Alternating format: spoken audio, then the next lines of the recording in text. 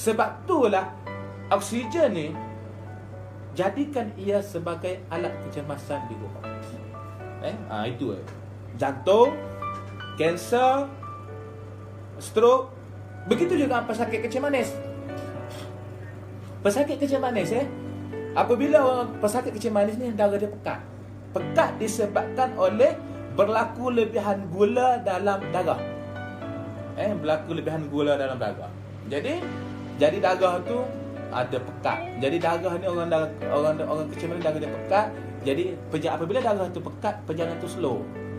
Jadi termasuk ke pankreas sendiri pun slow. Jadi menyebabkan pankreas tu hilang fungsi dia. Dia tak dapat mengeluarkan insulin, menyebabkan gula yang kita makan tadi tak dapat ditukar kepada bentuk tenaga. Jadi sebab itulah orang yang ada masalah kecil manis ni, dia rasa kebas, terutama di bahagian hujung jari dan kaki. Sebab apa di bahagian hujung jari? Sebab apa di bahagian kaki? Sebabnya kawasan inilah yang paling banyak saluran darah yang paling halus. Jadi dia mudah blocking, dia boleh tersumbat. Jadi apabila darah tu tak sampai, sel di bahagian hujung ni tak dapat makanan dia. Apabila dia tak dapat makanan dia, otak kita akan bagi isyarat kepada kita, bahagian hujung jarimu tu oksigen tak sampai. Oksigen tak sampai bagi jari. Jadi sebab itulah apabila kita urut, darah lancar, hilang kebas sebab oksigen dah sampai. Tapi apabila bahagian-bahagian ni lama-lama dia tak sampai, kejap sampai oksigen, kejap tak sampai, lama-lama sel di bahagian tersebut akan mula tak sihat. Sebab kekurangan bekalan yang diperlukan di tempat tersebut tu tak sampai. Jadi lama-lama dia sakit, dia mati. Sebab itulah mula-mula peringkat sebelum sel tu ataupun tisu tu rosak, pasien akan rasa kebas-kebas. Ni bagi pesakit kencing manis. Kebas-kebas lama-lama jadi gangren ataupun gugur. Jadi mula sel tu. Sebab itulah kalau contoh untuk pasien yang teruk, salah satu rawatan di luar negara, selain kita buat cuci apa semua, pastikan semua okey semua, salah satu untuk nak pastikan luka tu baik pulih adalah bagi supply oksigen ke tempat tersebut. Alright, jadi sebab itulah pemahaman saya nak tegaskan di sini, orang ingat oksigen ni hanya untuk masalah pernafasan saja. Betul. Untuk oksigen untuk asma, betul. Oksigen untuk masalah COPD, iaitu chronic obstructive pulmonary disease ataupun paru-paru kecut, betul. Oksigen untuk apa lagi? Oksigen untuk masalah paru-paru, jangkitan kuman, betul. Untuk oksigen untuk sesak nafas, betul. Sesak nafas ni sebenarnya dia bukan penyakit. Sesak nafas ni hanya isyarat ataupun otak kita bagi tahu kita bahawa berlaku kekurangan oksigen di dalam darah kita.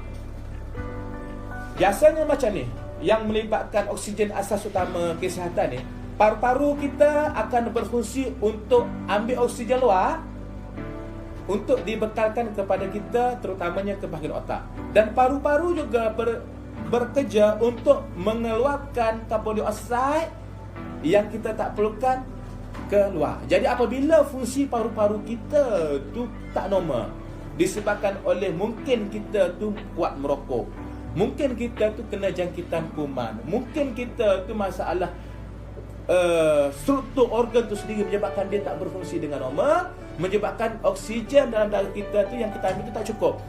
Apabila tak cukup dalam darah kita, terutamanya SpO2 akan jadi drop.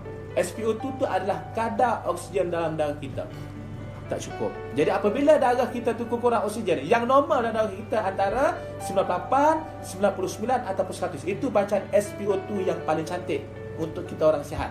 Tapi apabila kadar oksigen ataupun SpO2 tu drop di bawah 90%, kalau contoh kita pergi hospital ataupun kita pergi klinik waktu tu, dia check yang klip kat jari tu, oximeter, dia pakai oximeter tu, dia klip kat jari, bacaan oksigen drop di bawah 90%. Waktu tu kita memang jangan harap untuk kita pulang ke rumah dan kita terpaksa warded untuk ambil oksigen. Sebab bahaya sekiranya kita biarkan oksigen tu di bawah paras yang tak stabil. Sebab apabila oksigen kurang dalam darah kita, yang saya sebut awal-awal tadi, darah kita tak boleh supply darah oksigen tu ke seluruh tubuh dengan sempurna. Jadi dia akan menyebabkan komplikasi penyakit lain.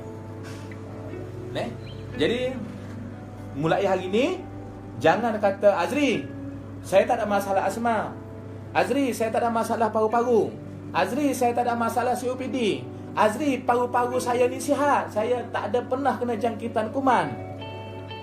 Adakah saya perlu oksigen? Yes.